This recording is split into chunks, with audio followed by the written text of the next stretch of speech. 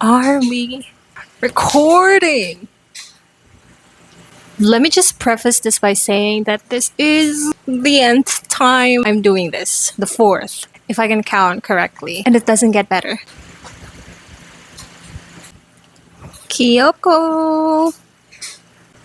For the longest time, I think the whole community that was built by YouTube was amazing. Over the years, lahat ata ng tutorial na kinailangan ko for my stuff to work has always been available in this platform.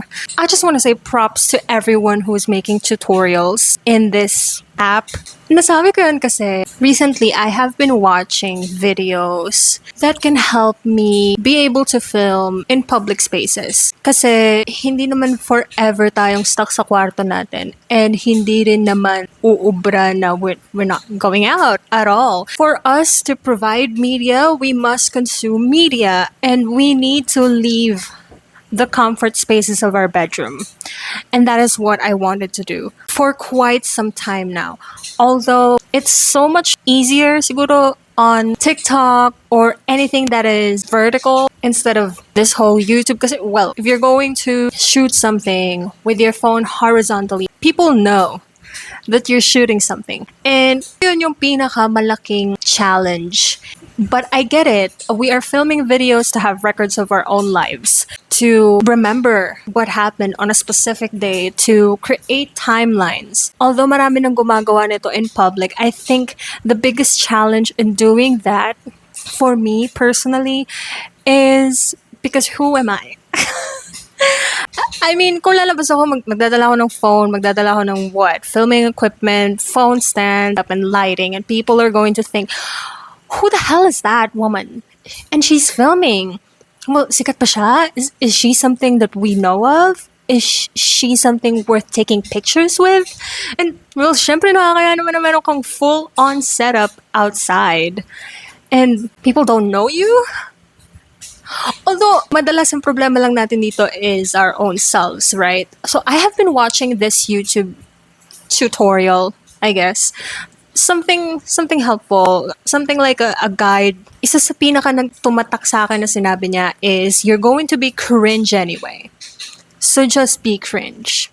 Yun yung pinakamalaking challenge for beginners, for someone who just wanted to try stuff kasi they know it's gonna be cringe. Filming and talking to your devices. It could be a phone, it could be like a whole camera setup, it could be yung mga nauusong mga Osmo, DJI, something na maliliit na GoPro but like smaller, I think. You're going to be talking to a screen without anyone responding to you. Di ba mga tanga compared sa nasa kabilang platform ka, you're using your phone horizontally and you can pretend na nasa video call ka lang with someone. Yeah, it's cringe. It's cringe watching from a third person's perspective. Itong guide that I was watching is very helpful when it comes to what the essentials would be and kung ano yung tamang mindset in doing it. Just keep on talking to the camera. Just keep the conversation going para instead na maisip mo yung nasa paligid mo, you're gonna have to think of the conversation to keep it flowing instead. And I think that is a good direction of mindset when it comes to things like this kasi sobrang bilis masway ng attention natin when we saw someone, oh my god, someone's looking at me. Oh, I'm so nervous. This is crazy. Nagbigay siya ng guide on what to ask yourself na pwede mong sagutin and have it recorded. So instead na iniisip mo yung mga bagay na hindi naman makakatulong sa'yo in recording your life, you're gonna have to think of these specific questions instead and make sure nasasagot ba to ng sinasabi ko sa camera. I have to make sure that whatever I say in camera is something of substance. It might not be the niche that people are looking for, but this is part of the day that went for me. And if hindi nila to papanoorin kasi hindi nila to niche, well, ipopost ko to because this is my life. This is a documentary of my life and I'm gonna have it recorded. And that is so beautiful to have that mentality going on instead of things like negative things like, are people gonna watch this? Is this gonna be interesting for other people? And mapupunta ka sa dark part ng utak mo thinking that this doesn't have any online potential or things like that. The reason why I got to this point is because today I tried to film outside. I did have an attempt last month, May, on my way to the gym. Long story short, galing akong work, papunta ako sa gym. I was just so low of energy. And meron ako nabasa. Well, initially, hindi ko siya nabasa, but then my boyfriend brought it up saying na instead of drinking coffee before your workout, this is only if you're working out after your work. Okay, so it might be towards the end of your day, or it might be after something that is bigger than working out. Because working out only takes like what? An hour or two at most in a day of your life. So this is not something big. I'm not saying that this is not big, but this is not as big as your daily 9 to 5 job. My boyfriend suggested that instead of drinking coffee, I should be drinking energy drinks instead. And from what I've read, that is true. Yung effect ng coffee is for long term, for something that you're putting your mind into throughout your day. So yung effect niya is like small spikes of energy as the day goes. Kumpara mo siya sa energy drink that has a huge spike of energy. It could be the sugar in it, or it could be the whole caffeine. I don't know which one works. I didn't bother to look it up more. And then sabi niya, to get the maximum potential output, that is not exactly how he worded it, but that is how it went through my mind. You have to drink it 15 to 30 minutes before the actual workout you're planning to do. So that's what I did. Sabi ko, dapat pala kanina pa ako uminom ng energy drink. Well, that can't be controlled anymore. I'm already here, and I got my energy drink. And then naisip ko, well, I still have to wait for 15 to 30 minutes. Why not go sa Ayala Triangle? You would know where my gym is, given this proximity to Ayala Triangle, but I'm no longer there. I no longer live in that area. So that morning, I decided to stay sa Ayala Triangle. And I mean, why not do some filming? Yap on screen. I just learned about the differences about energy drinks and coffee and the way how it affects the body. Why not be more informative about it and have a video, film a video outside? First attempt of filming outside with this stupid mic. The stupid mic that makes everything more obvious.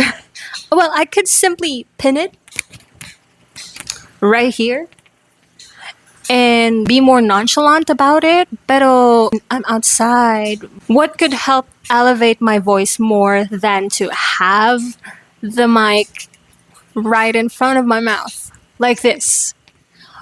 At saka, mas tunog podcast siya kasi dinig yung pa, at saka yung ta, something like that.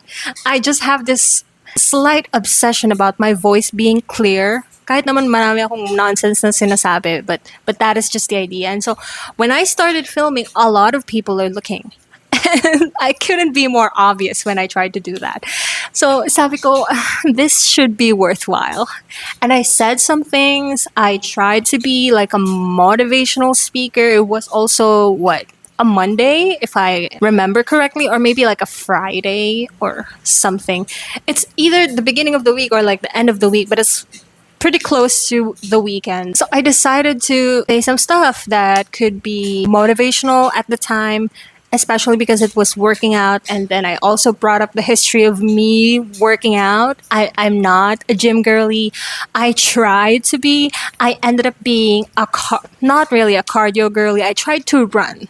I did have an era of running, even before the whole hype about it.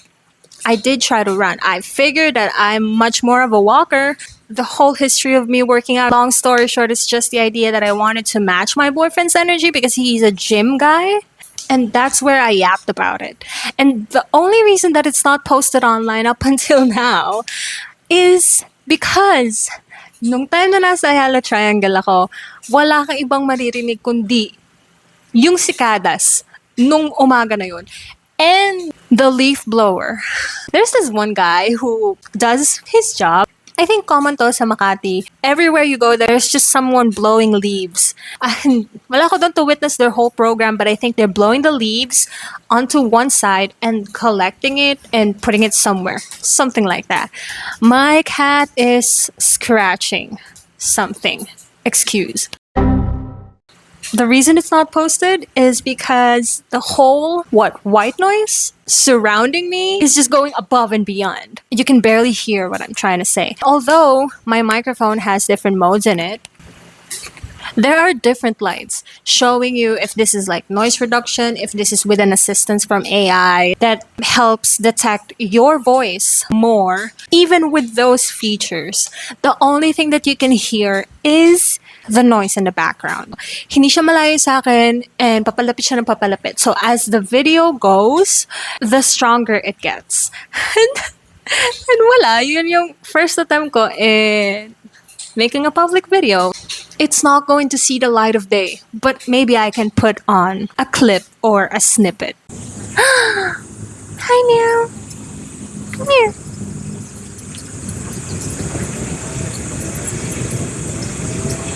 Ming. Ming, Ming. Hi, Ming, Ming.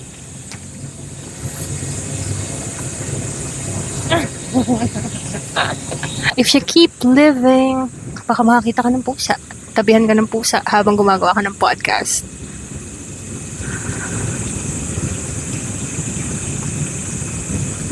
Or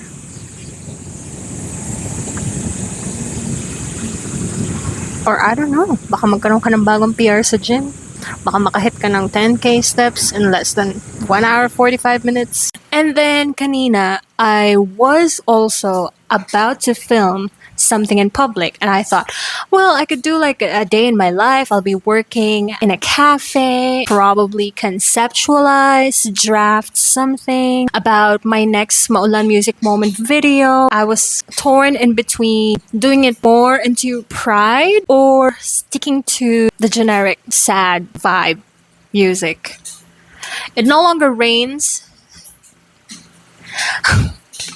It still probably will in the coming months. As a Leo girly, umuulan palagi pag birthday natin. Yes. Cancer and Leo girlies, bumabaha, bumabagyo, maputik, mahirap mag-birthday na naka-white. I get it. So in the coming months, yes, there will be another one. Pero right now, there isn't anything yet. I was also expecting na magkakaroon ng habagat in the following days kasi, well, kahit na mainit, makulimlim pa rin. So, I was thinking, hintayin ko na lang ng umulan kaysa maglabas ng sad songs and then it's not raining anymore. What's the sense? Like, that is the whole branding of it, right? So I got into this cafe, Kong Cafe. We have one available in the nearest mall in my residence area. So I went and if y'all are thinking that I did some work, I didn't kasi walang kahit na anong reception. I'm using Smart. And wala siyang signal everywhere sa bungad sa harapan ng cafe up until sa dulo ng cafe. I initially went sa dulo ng cafe kasi naisip ko, well, if I'm gonna film something, this is like a better placement kasi ayoko nang meron akong mahagip sa camera. That is one of the fears that I have in filming in public. Ayoko may mahagip ako sa camera. I'm not a good enough editor to blur someone's face while he or she moves, walking behind me. Biggest fear of mine. That is also the reason why the initial video I made in public wasn't published kasi there's just so many things to edit out and I'm not going to publish it kahit na sabihin na I'm just a small creator, I'm just a small YouTuber. I'm not going to publish it and show people's faces without their consent, and there is just no way that I can ask everybody else in the video, are you okay with this being posted online? Because I don't know them. And that is the problem. I know this can easily be solved by doing what I did. So, pumwesto ako doon sa pinakadulo and unfortunately, wala akong signal. And I thought, oh, well, mall Wi-Fi. This specific location of this cafe is nasa part ng extension. Let's say, annex ng mall. And I thought it would be solved by going to the rear location ng cafe. I scanned the whole area. Thankfully, there's not much people in it, which is good. That means that this cafe is a safe working area. We can do meetings in this area. I can probably work here from day up until the end of the day. But the only thing is that kahit nasa harapan ako ng cafe, I don't have any reception.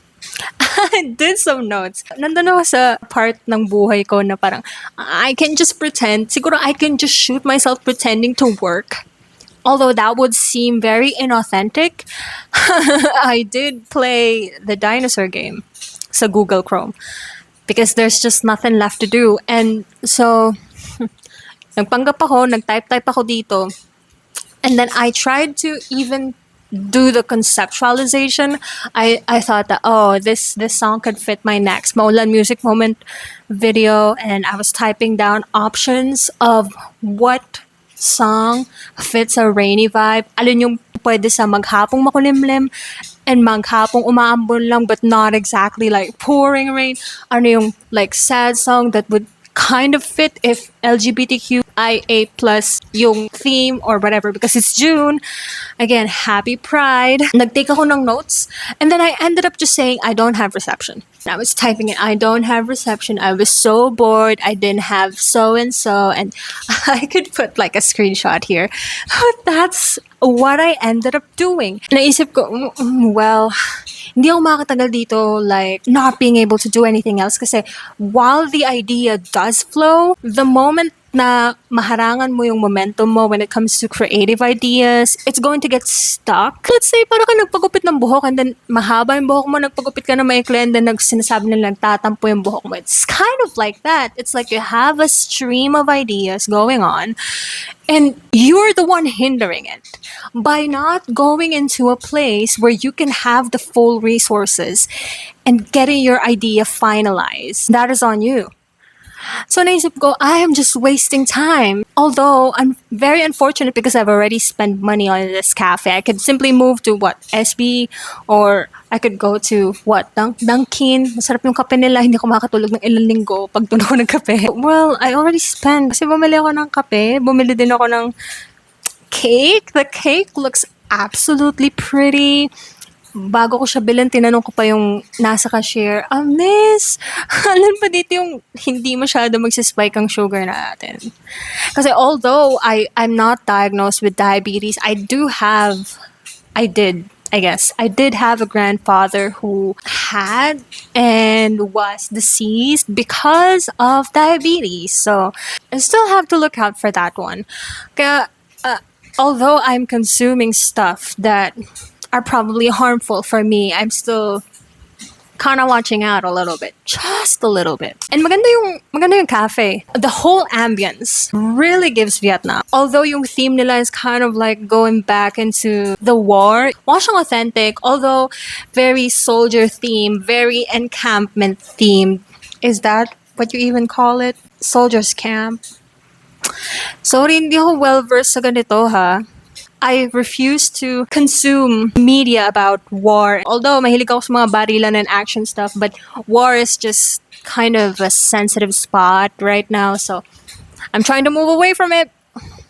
Let's not put ourselves in things that stresses us the most. There's a lot of things that are already stressing us out. So have a pause, have a breath. Yes. If you could just imagine that this looks like a siguro Descendants of the Sun na lang, isipin mo if you don't want to think about war. You can just simply think, okay, Descendants of the Sun, this is kind of a soldier theme, although mukha siyang swamp in Vietnam. It's giving swamp kasi army green yung kulay. Mukha siyang lumot, seaweed.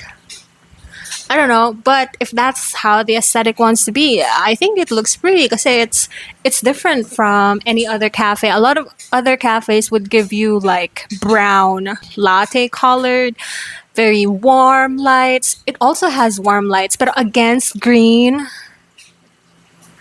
I don't think I've seen one like that before. I did have the Kain Cookie Cafe sa Makati. Is it a cafe or is it like a bakery? I don't know. They do have coffee. They also have pastries. They have pink and green theme I know, Wicked. Yes. But I don't think they're Wicked inspired. I think they have been there before Wicked. I haven't bothered to search it. It just came into my mind na kulay green to. The only other cafe that I've seen na merong kulay green was the Kind Cookie. In my mind, this is an original idea which is really beautiful. I think I would applaud. Ganito na ba siya? I think Hailey Bieber was doing this, right? And I've seen a lot of people do this instead. I think this is the new thing. So if this is an original idea from them, I haven't seen it anywhere else before. Siguro there's just a few exceptions. Wait, when you think about Starbucks, what color comes to mind? I think white and emerald green. But this is an army mossy green. Siguro hindi siya original idea. I don't know. One step forward, two steps back. Yeah. Coffee wise, I don't think makakatulog din ako. The thing that I bought was, wait, nandito yung resibo sa akin. Okay, so what I bought was something, faux coffee with salted cream. Salted cream, you could think of salted caramel here, pero wala siyang caramel. It's just that the cream could have a hint of like what? Himalayan salt, sea salt. It does taste salty, so if that is not your taste, I wouldn't recommend it. Tinanong ko din sila, is this your bestseller? Kasi meron siyang, pag tumingin ka sa menu, there's a flag. I think indicator siya na, oh, this is one of the bestsellers. And so I tried to buy it. I wanted to try the best first. Kasi manghula ako and like, oh, this kind of sounds like a good title. But it's not a bestseller. And then end up being disappointed. Especially dahil for 12 ounces, you're going to get it at $265. Ewan ko, nagtatagisan yata sila ng Starbucks ng anong pinakamahal na kape na meron kayo. I know na overrated ang Starbucks, especially being watered down. Do not defend corporations, okay? They're not gonna feed your asses. Sometimes, it does taste watered down. Tapos lalagyan pa nila ng yellow, and the moment that the yellow melts, it's gonna taste even more watered down. For what? 240? I think I'd rather go for the 265 and have the whole taste of coffee instead. Although this is not me defending the cafe that I just went into for the first time. That is not the point. It's just that I know it's just 12 ounces and it's not really the quantity that you're looking for something, what, a quarter of 1,000? What I'm just trying to say is, if pagiging overrated lang din naman at pagiging overpriced ang paglalabanan, I'd rather this. Because if I'm drinking something watered down anyway, I'd rather drink a 3-in-1 sachet. Hot coffee, half, and then put ice on it. Thank you. I also had this beautiful ube cake. Sabi niya, out of all the cakes that they have there, ito yung hindi matamis. And truth be told, what? And lo and behold, she is right. Hindi siya ganun katamis. Although the icing, kasi diba slice yun eh. So you're going to have portions of the insides of the cake with the least of icing. And then you're going to have portions of the outside of the cake which has the most icing. Yung mga icing niya in the middle, is that still icing? Is that going to be considered icing? Sorry, I don't make cakes. I do make cookies though, but I don't make cakes. So yung mga icing in the layers are not as sweet. Pero yung icing outside is... it does taste good for someone na merong sweet tooth. Yes. And I do have that. That's why I'm also looking out for my health and trying to make choices that are... You know what? I kind of sound like I'm giving excuses, which I am. And I can't defend myself. I bought coffee with, of course, a certain amount of calories, and then I bought cake, and then I'm going to say that I'm looking out for my health. Bullshit. Caffeine wise, coffee is very strong for my personal taste.